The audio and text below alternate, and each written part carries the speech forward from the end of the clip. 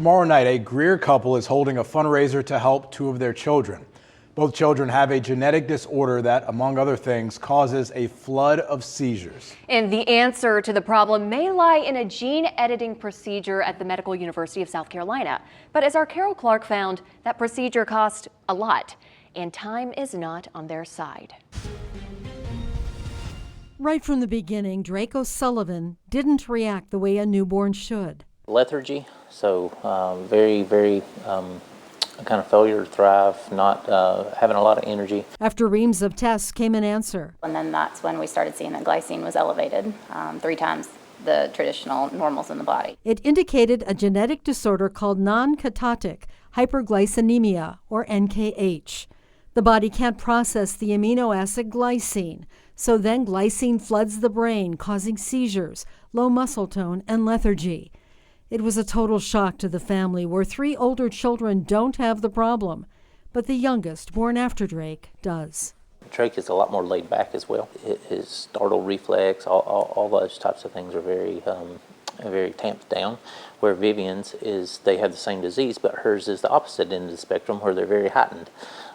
So Vivi's is very high startle reflex. NKH happens when a baby gets a copy of the faulty gene from both parents. Most children born with NKH don't live past their first year. Those who do usually pass before age 5. Drake, who's 9, and Vivian, who's 6, have beaten the odds. When they were telling us about it, it was not able to be fixed, and that's extremely difficult to hear. But the family is hoping for a fix at the Medical University of South Carolina. It's gene replacement. So we'll go down and edit the genes, so you'll still have the inoperable genetic material there, but then you'll kind of like put a bridge over top of that. So now you have the components being produced at the same time.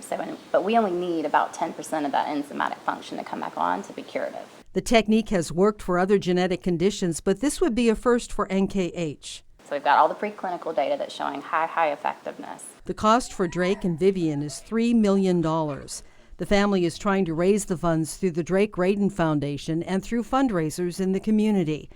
But they know they're racing against the clock. My hope for them is to have a normal life. Same hope that you would have for any of your children. You want them to get up and run, you want them to get up and play, hug you back when you hug them. That was Carol Clark reporting. If the fundraising is successful, this will be a sibling study. Both Drake and Vivian will be treated. The latest fundraiser for the family is tomorrow night, November 18th in downtown Spartanburg. That'll be at Rigsby's Classic Rock Cafe and event venue on West Main Street. The event is from 6 to 8 p.m. And for more information, go to DrakeRadinFoundation.com.